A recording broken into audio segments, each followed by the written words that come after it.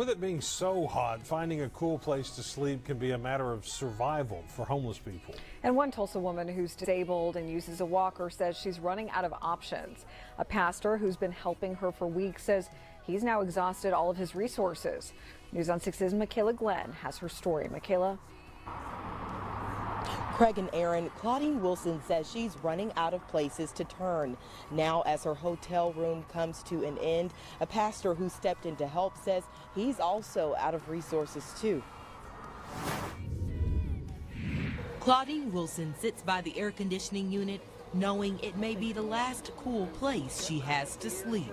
The disabled woman uses a walker and says she's never experienced homelessness before. But after a personal situation left her staying in a home without air conditioning, she says the extreme heat took a serious toll. I went into the hospital because I had a heat stroke. After leaving the hospital, Wilson was taken to the day center, but was turned away because she couldn't get back up from a mat on the floor. They said, well, you won't be able to stay here then. Pastor Chris Stevens says the driver who dropped her off called him for help. She was then turned away from the Salvation Army for being too full.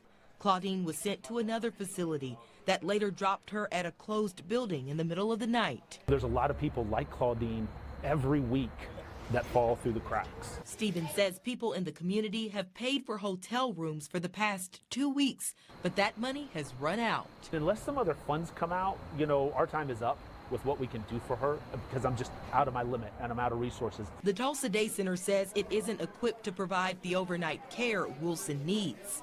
I also reached out to the Salvation Army for comment, but did not hear back. It's not good for anybody to be out in the heat at all. The CEO of the Day Center says her situation highlights a gap in Tulsa's shelter system and the need for more respite care. Craig. All right, Michaela, thank you. We appreciate it. We did reach out to John 3:16. They tell us they don't have women's shelter beds. We had some knob and tube